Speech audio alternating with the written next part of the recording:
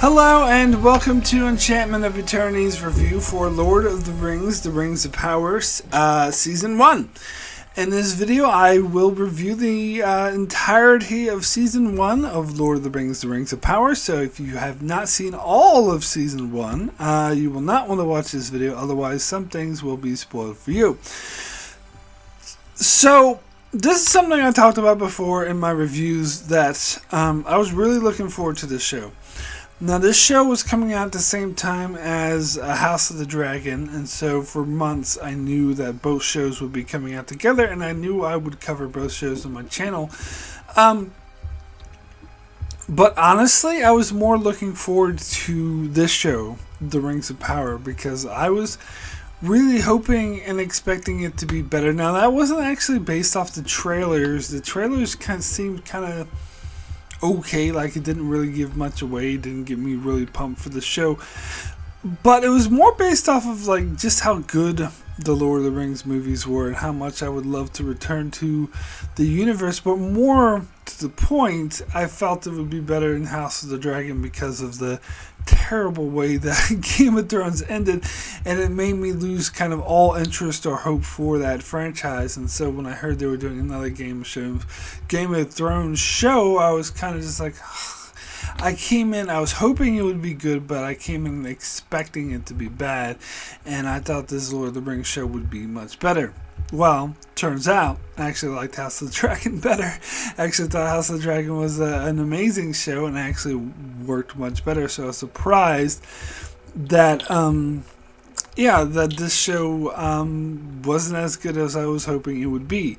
Now, it was an apt comparison between those two shows, which is why I bring it up, not just because they aired at the same time. They're obviously competing with each other, being from two fantasy franchises that are really big at the moment, but a point that my sister had already made on her channel is that both shows are kind of, their season 1 was kind of just built up. It's kind of building up for the big events that will happen later in the show. But the difference is that the build up or the setup or setting the stage in House of the Dragon was very interesting, intriguing. You got a lot to hold on to. Like, it's an interesting journey, even though it is setting up, and you can tell it's set up. It's got like really powerful character moments and a lot of interesting things you can latch onto on the way, where you're satisfied after each episode, even though it's just set up. Whereas Lord of the Rings, The Rings of Power, at least me anyway, had a very, very strong sense of move this along, like get to the fucking point, like get on with it, which I did not have with House of the Dragon, because there was enough there to keep me interested, even though I knew it was set up and they hadn't gotten to the main plot, hadn't actually kicked in. It was so drenched in such powerful, interesting character stories, and a lot of characters, even the side ones that barely appeared, that I could really latch on to and really thought was interesting. Now, compare that to Lord of the Rings, I wouldn't say it was completely lackluster. Like, there were some really great character beats. There were some really interesting, fleshed out characters that I could latch on to. But at the same time, there were a lot of plot points and stuff that happened in the show that felt like total filler. Like, it was literally just there to fill the runtime, and it didn't really add anything to the show. And on top of that, you had a lot of characters who weren't interested in, that didn't seem fleshed out. They just seemed thrown in there randomly, and I didn't care about. And there were some characters who at first I didn't care about, but later I cared about them a bit more. Whereas House of the Dragon, I cared about all the characters from the very beginning, and I thought they were all very interesting, and it was all very intriguing. Whereas I still feel, to be succinct, to summarize, Lord of the Rings, The Rings of Power Season 1 has pacing issues. That is the headline here. That is something that House of the Dragon does not have, even though they're both similar in structure, of both setting up for more crazier shit that's going to happen in later seasons. House of the Dragon was paced really well, where The Rings of Power, not so much. And it's funny because the season is only 8 episodes, because it felt like the story didn't really get going until like episode 6 out of an 8 episode season. And that's not a good thing. That's too much setup, too much not much going on, and too much like... I understand there was a couple big mysteries. The big mystery of the season was who is Sauron, and they gave you a couple of options and a couple of misdirects, and I did think that mystery did pay off a lot in the finale. And then the mystery of, well, if the Meteor Man, the guy who flew to the meteor, what the hell is the deal with him? Why did he come in the meteor? If he's not Sauron, who is he? And then there's these weird, like, magical people who are very clearly evil, because the musical cues tell me that, and their evil looks tell me that. Who are those people? Why are they there? What's the deal with that? And there were other mysteries about the Mithril, and the elves are dying. Is that going to be solved? And so I think all these mysteries combined on top of each other. And who is Halbrand, by the way? He seemed a bit weird and funky. And who is this other elf guy who's commanding all the orcs? What's the deal with him? So it was kind of a lost situation where they're building all these mysteries off of each other, and they didn't really solve any of them early enough for it to be interesting. Now, as I said, by the finale, I found all these were resolved, which I did like, and it was resolved in a very interesting way, making these mysteries worthwhile. However, they dragged them out too long. They had too many of them, and for too long, after episode, it seemed like the show was spinning its wheels and just not resolving anything. Now, I will say that the season finale, which I just reviewed on my channel, was my favorite episode of the season. I think in a lot of ways it saves the season for me. It recovers the season, because for a lot of it, like even the episodes I did like the battle episode in episode 6, or the episode where the Meteor Man first protected the other Harfoots, which was a storyline I hated in the first half of the season, but became my favorite storyline by the end of the season. Those are good episodes, but even throughout them, they still had a lot of scenes that I felt were unnecessary, and character beats that were just not moving, or plot points that were just moving far too slowly. Particularly like episode 7, which I talked about, the penultimate episode, which would work as a typical penultimate episode because it came after this really strong, powerful, action-packed battle episode, so it usually makes sense to have a calm episode to sort of recover from that episode and to prepare for the finale, where it's mostly character based, where it's mostly like dialogue, characters interacting with each other and whatnot. And I said that normally that would work and that would be what was called for, but because this season moved too slow, it felt like more of, really? You're gonna move this slow when there's only one episode left in the season? It gave me a really strong sense of frustration. But getting back to my point, though, I feel like the finale was so satisfying that it did redeem the season for me in many ways. It did justify, in retrospect, many of these storylines that took too long. But that's not to say the season still didn't have pacing issues, because it most certainly did. But it made me feel like, yes, the show has finally gone on to it. It's finally got to the point, and it does make it seem like they have a lot of way to just jump off and jump straight into some great storytelling with season 2. But I hope that season 2 does move at a better, swifter pace, and they don't revert to this pace of and they don't also go back to relying on all these mysteries. I think they had too many of them. But yeah, the finale for me had characters I cared about, action sequences I cared about, and the reveals that they made, even though I predicted them, were amazing and just amazingly well done. So let me jump into the show, start going by storyline. Let me start with what was clearly the most important and central storyline to the show, which was Galadriel's storyline. And I've heard a lot of people complain about her this season, but I actually never had an issue with her, really. I had an issue with her storyline sometimes, particularly when she got to Numenor, which I think it kind of came to a screeching halt and was just spinning its wheels for a while. But I think when I look back, even though poorly paced as it may be, when I look back at her storyline, I think it was very well constructed, and I think the ending they had at the season finale was a very, very satisfying conclusion and a very powerful one.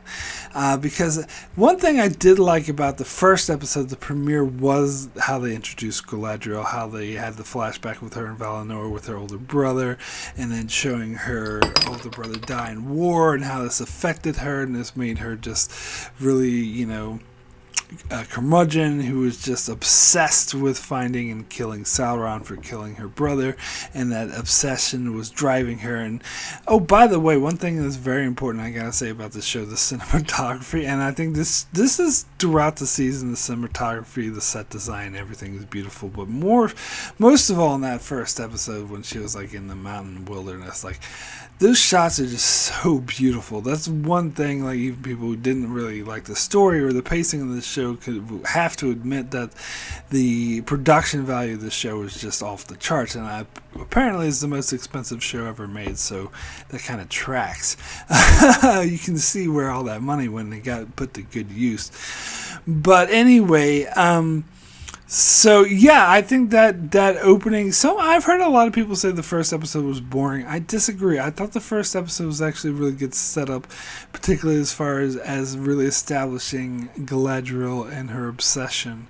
I think after the first episode maybe moved a bit too slowly, because she went to the ship to go to Valinor and just jumped in the middle of the sea, which seemed a bit ridiculous to me that she would do that and survive. And then we saw her adrift on the shipwreck, and with a bunch of other people who were like, saying, "Oh, we don't want you here because there's another mouth to feed," and they're trying to like get rid of her, but then they all get killed by a serpent except for this one dude. And I gotta say that a lot of that episode, particularly when it was just her and Halbrand on the raft, like just floating in the ocean, reminded me of the Lost episode, also called Adrift, which I thought was boring as fuck. This one not quite as boring, but it did, drag on a bit. But we then see her go to Numenor, and we see her, the Numenorians don't welcome her very well because the relations with the elves have kind of soured with them, and we see her trying to sort of win them back. And I get that, and it makes sense, but I think this one dragged on a bit long for me, as I said. But we see, we meet other characters like the Queen and Elendil, and his strength with the elves and whatnot, and then her getting arrested and trying to break free, and I don't know, all this did seem like it was unnecessary for her character story. Like it was a little bit of filler. Like they could have shortened it a lot. But then we get to the Southlands, where she tries to defeat the battle. She defeats that elf Adar, but finds out that he just did a run around on her, where she thought she was getting the valuable item that would need to be retrieved, but it was just a fake out, and he ended up like destroying Mordor. No, I'm not talking about that here. And creating Mount Doom and all that, and then her dealing with the fire again. And then we get her interactions with Theo, which felt a bit contrived to me. To me, I felt the hand of the writer saying, "Ooh, let's give her some nice character moments where she interacts with this young boy." But I mean, there was, not to say I hated it, there were some interesting character interactions within it. It's contrived and cliche as it was. But to me, the most satisfying thing about Galadriel's storyline is, again, the finale, where we see her make the discovery that Halbrand, the man that she like had been really like convincing to go with her and take up the crown of the Southlands because she believed him to be the king of the Southlands and having that heritage, and was like using him to reclaim the Southlands, only to find out that he was Sauron all along, that she was befriended and saved the life of the man that she was trying to kill this whole time. And just the way that they revealed it, with him like forcing those visions upon her and trying to seduce her, to join her and by his side and be his queen, like that was just so powerful. I think both the actors played this so well, and it does, again, this is a very powerful ending, at least in this season, for this storyline, because as I said, they did a really great job of introducing just how obsessed she was with killing Sauron, and then we find out this man that she had befriended is in fact Sauron, and how completely devastated she is at learning this. And not only that, is that he helped create these rings of power that were meant to be created to save the elven race, but now she realizes Sauron had a hand in it, and so maybe not so good, maybe not so much of a good thing. So there's a lot of complexities to that, really powerful. So ultimately, even though yes, it did have pacing issues and definitely spun its wheels in the middle, I felt it was a very strong character story for Galadriel.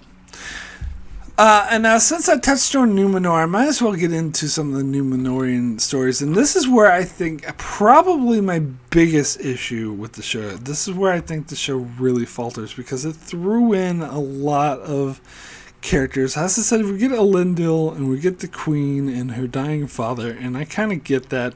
But then we had all the side characters like Isildur, which, I recognize, of course, from mentioned in the Lord of the Rings movie and Lord of the Rings lore overall. But we see him as a teenager, and we see like he gets thrown out of the Royal Navy or whatever, and he has like these curly-haired friends.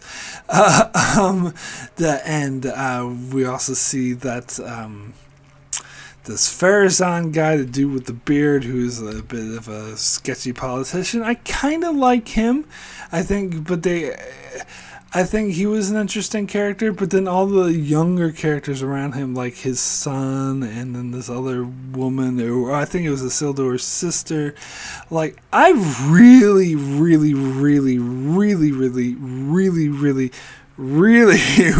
did not care about any of these characters. And whenever they appear, it felt like filler, it felt like a waste of time, it felt like these characters were unnecessary, they were not fleshed out, they felt like a distraction. I could not care less about them. And particularly when we get the battle episode in episode 6 and the curly-haired blonde dude dies and we're supposed to feel sad. I could not give a crap about this guy. I never cared about him, never knew him, and then they show us the other curly-haired dude who became the commander, and he keeps appearing and trying to comfort Isildur. Like, I don't care about him. Like, I really did not care about these characters at all. And then the Isildur's sister, like, they're trying to destroy the ship so they don't go to Middle Earth. I almost said Westeros, getting my shows crossed up. Why? Like, that was like, I really don't care. But like, if these characters at the start of season 2 they just all died in a fire, I would be happy. I really don't want to see any more of them. I like a real dying in a fire, not the fake bullshit they did with Isildur, which really pissed me off. This fake out, oh, Isildur's dead, when we know he's not, because we've seen him in the Lord of the Rings fucking movies. We know he's not dead. Like, we know his fate from watching the prologue of Fellowship of the Ring. But anyway, frustrating that they even tried death fake out for a character we know for a fact is not dead. That pisses me off too. So, unfortunately, yeah, even though there's some interesting aspects to it, like, it's cool seeing Numenor, and I gotta reinsert like this set design and visual effects and cinematography. 100% impeachable, absolutely amazing, especially seeing all Numenor itself is beautiful. And as I said, there were some interesting characters like the Queen and the Alfarazan was actually kind of an interesting stereotypical politician. I kind of bought his character, and the Galadriel trying to convince them to go to Middle-earth, if did not stretch on for too long, was also interesting. But most of it was a wash, like especially when they were training. Galadriel was like fighting curly head dude, like waste of time, total filler. Like they really should have gotten to the fucking point. And it did seem like they were just spinning their wheels because they didn't want to get to the big reveal of who Halbrand was until episode 8, so they just had to throw in all this nonsense to fill the runtime. That's really what it felt like to me. So yeah, I think that to me that's by far the weak point of the show. So now let me get to a storyline that I originally said was the weak point of the show, but I completely changed my mind about.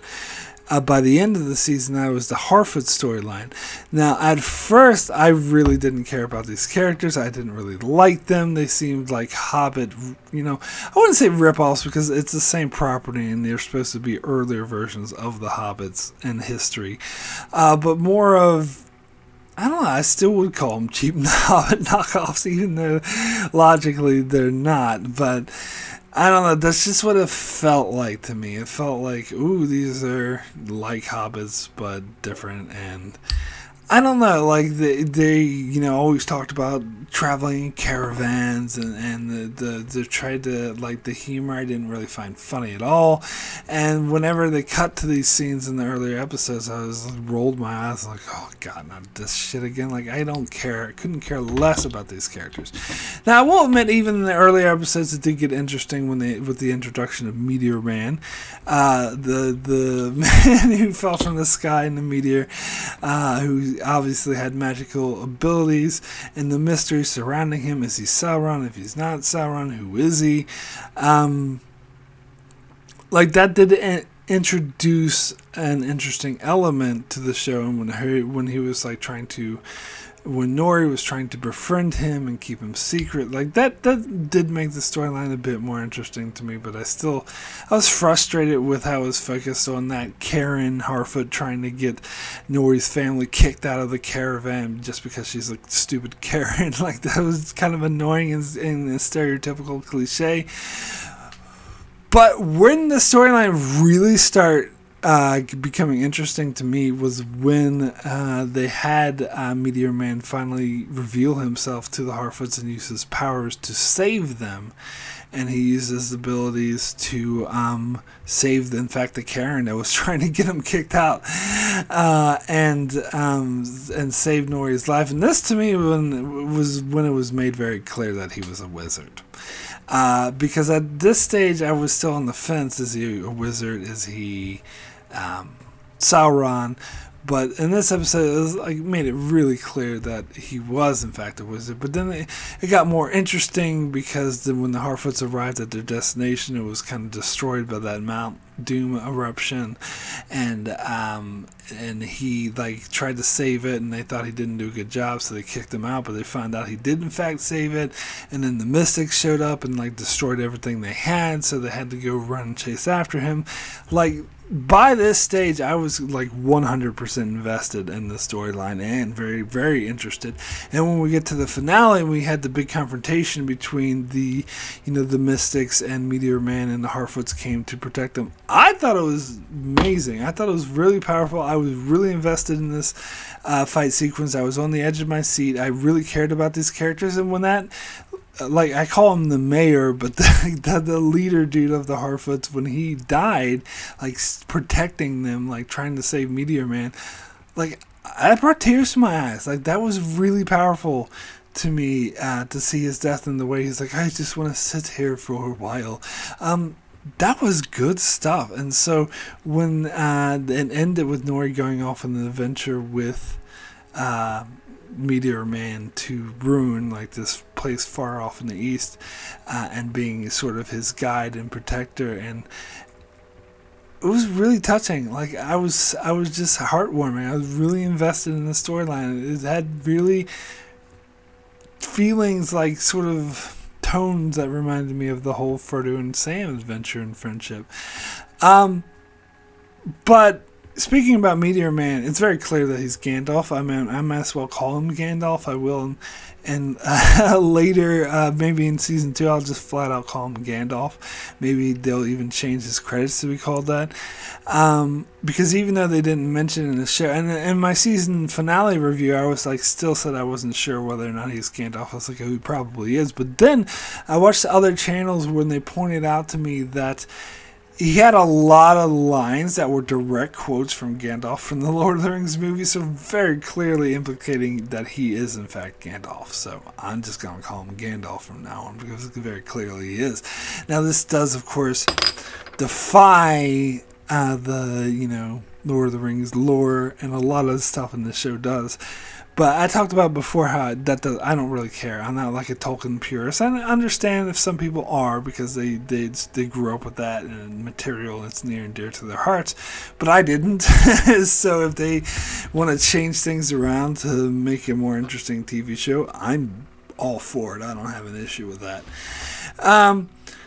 So this is a storyline that I felt started out really poor and boring and felt like a waste of time, but by the time we got to the end of it, it turned me around and it became maybe my favorite storyline of the whole show. It was, and I think that's an accomplishment, and to me that's is sort of representative of how the show got better in the later half of the season. The later it got on, the better it got.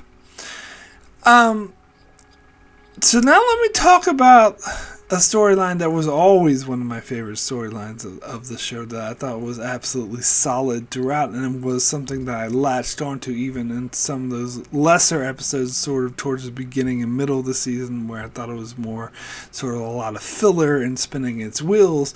And that's the storyline with Elrond and Durin. This was always a joy. This is always the highlight of every episode for me when they went to this storyline. First of all, I like the portrayal of Elrond, first of all. It's very different than Hugo Weaving, and it's supposed to be a much younger version of Elrond, but elves are immortal, so I don't even know what young even means if you're talking in terms of elves. But it's a very different take, but I like what the actor's doing with Elrond. Like, I really think he does a really great job, and the friendship between him and Durin was so well done, so well earned. This is probably the best paced part of the entire season because none of it ever felt like filler. It felt like strong character moments, like that really established the kind of friendship these two characters had, and it was at many times really touching. And it was great as it started out with Durin completely rejecting Elrond, not even letting him in. Elrond had to challenge him to this contest, which Durin won, and Elrond was like, oh, let me please just listen to what I have to say, and ended up with him meeting his wife, and his wife falling in love, like, not falling in love with him, but like, loving the fact that Elrond is their friend and treating him as part of the family, and how they hit it off, and they ended up rekindling their friendship, and eventually Elrond had to reveal that because he didn't know this at the time, but eventually found out that the elves' purpose of him going there was to get the Mithril because the elves were dying, and they needed it to survive. And that interaction they had with Durin, and Durin's kind of being like, oh, so your lives are in my hands, and how he loved that. Like, the whole interaction between these two characters and the character of Durin himself was such a delight. Like, everything about it was so well done. It was always a joy to watch, and it got even more powerful towards the end when it was revealed that Durin's father refused to give him the Mithril, and how this really destroyed Durin, and that he tried to go behind his father's back and get it anyway, but that backfired in him getting his heritage removed or whatever, and saying that he's no longer his son. It was really heartbreaking, powerful stuff, and how the relationship he had with his wife again was the really highlight power of the show, and how his wife just comforted him and says, like, look, we'll find a way, we'll do the right thing eventually. Like, it was really, really, really good stuff. And Elrond himself, and then his whole quest with Celebrimbor of trying to build this, powerful furnace, and then leading to the building of the Rings of Power. Like, I'm glad they finally got to it. I still think, as powerful as this finale was, I still think it probably should have happened mid-season, and the season maybe should have been longer, because it did seem like maybe if you're going to have a show called The Rings of Power, you don't wait till the very end of the first season to actually introduce the fucking Rings of Power. That's just me. That's just what I'm saying. I don't know. But Elrond was still a delight. I still loved his storyline. I loved his interactions with Doran. Definitely, I would probably say the strength of the show. It's the one thing that didn't falter throughout the entire season. Now let me talk about the whole thing in the Southlands with the elf Arendil, and he has this friendship with Bronwyn, this human woman. The storyline was okay. I would say I didn't like the storyline at first. I kind of liked it later on, and it ended up being okay with it. It ended up being fine. I must admit, I did sort of, by the end of the season, care about what happened to Arendil and Bronwyn, and cared about the relationship, which I did not in the first couple episodes. So it did accomplish something, but I still wouldn't call this, I wouldn't call it a terrible storyline, but I definitely wouldn't call it one of my favorites either. A lot of it felt cliche. Like, it felt like if the Harfoots were like Hobbits light, or cheap ripoff of the Hobbits, and Arendir and Bronwyn were Aragorn and Arwen light. They're ripoffs of Aragorn and Arwen. It's like a lesser version. It's like the same sort of thing. Elf having a forbidden love with a human, and this time the gender roles are reversed. Elf is a man, and the human's a woman instead of the other way around. But still. Yeah, it felt like something we've already seen before, and a lot of the storylines involving this, again, this maybe not as bad as the Númenórean youngsters, but again, it featured a lot of side characters I didn't care about, like Theo, the son of Bronwyn. He was okay, I guess, but he did come off as a stereotypical brat. I think he started to get more interesting towards the end of the season. But then he had a friend, which I never cared about. Then they had these other people, like this old man who ended up joining Adar. He was like a straight-out turncoat, like, didn't care about him. Oh, and then when I talked about all the mysteries at the start of the video, I forgot to mention the mystery of the sword that Theo saw, which was another binding mystery that they had throughout the season that took too long to get to the fucking point and reveal it was just a tool that Adar needed to turn the Southlands into Mordor to create Mount Doom. And as I said, I think that mystery did pay off in a satisfying way, and I did like this the battle episode where I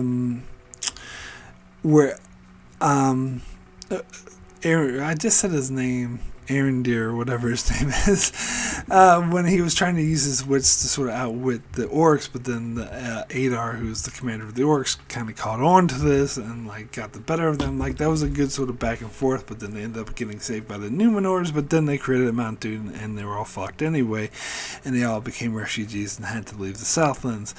So that aspect I did like. But the whole part, and especially the part with the elves, being command of this wall and then leaving and then all getting captured and killed by the orcs, that whole episode, and the introduction of Adar, ooh, this is crazy, he looks like an elf, but he's leading the orcs, and they call him Lord Father, I really didn't. It seems like that was meant to be a mystery too, but I really didn't care much. I guess I'm a bit more interested in this character now towards the end of the season when they mentioned that he killed Sauron. He has this feud with Sauron, and we saw Halbrand when he met him was like, "Do you remember me?" And of course, in this light, we just assumed it was he killed Halbrand's family, which is what he assumed, but in fact, it was Sauron who apparently Adar killed. So yeah, he got more interesting towards the end of the season, like I guess a lot of things did. But at the start, especially that episode when the elves were all captive and he was like killing the orcs, or like killing the elves who were trying to escape, I wasn't feeling it, to be honest. Like, I was kind of bored with that. I wasn't that interested in this whole... And in the previous episodes, too, the first 2 episodes when they were going in the underground caverns and freaking, Arondir gets arrested, or not arrested, captured, whatever. But, yeah, I don't know.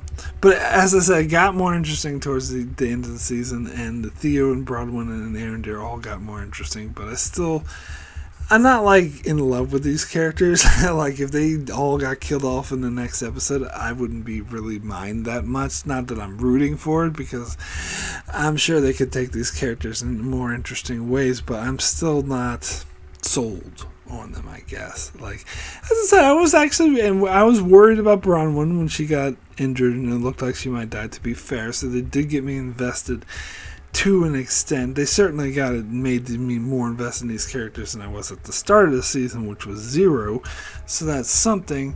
But still, I wouldn't say the storyline was amazing or anything like that. Yeah, so I guess I pretty much covered everything I wanted to cover about the Rings of Power. So yeah, let me give my rating out of 10 for season 1 of Lord of the Rings, The Rings of Power, and that is going to be an 8. Extremely good. Yeah, I was leaning towards giving this season a 6 at the start of the season. I was leaning towards giving it a 7 towards like the mid-season, towards going in towards the end. But with the finale, as I said, that saved a lot of it for me, and that I made it reach an 8.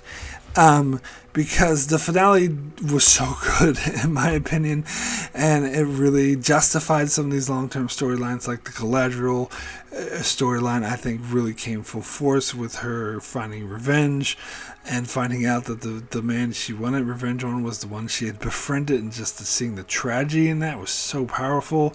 The tragedy around the death of the elves, the creation of the rings, and as I said, the entire storyline with Durin and Elrond was amazing from start to finish. From start to finish, it was solid.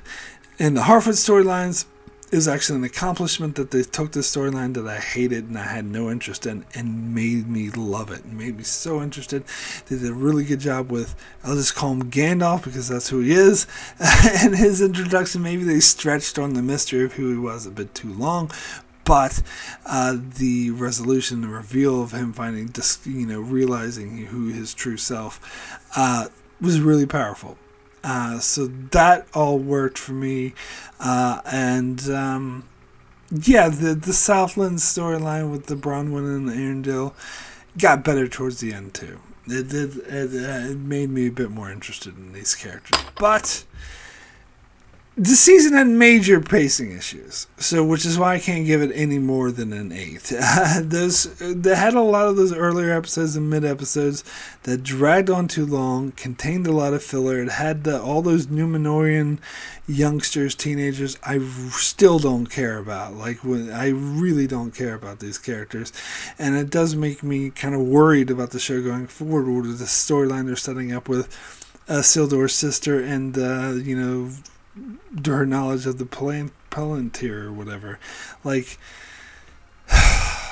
I don't care. I really don't care. And curly hair dude, don't care. And it pissed me off, the death fake out with Isildur. And yeah, the overall the show just took too long to get to the fucking point. It didn't do setup as well as House of the Dragon it did. So can't give it any more than an 8. But I think I will give it an 8. I think, especially mainly on the strength of that finale, which saved the season for me, basically. I think it was absolutely strong. So that's it for my review of Lord of the Rings of Power Season 1. Thanks so much for checking out this video. If you're finding me for the first time, be sure to check out my channel as I do many more videos on many other shows such as the aforementioned House of the Dragon, Star Trek Lower Decks, and in fact all things Star Trek, and many other shows as well. So be sure to subscribe so you can keep up with all of that, and thanks a lot for watching.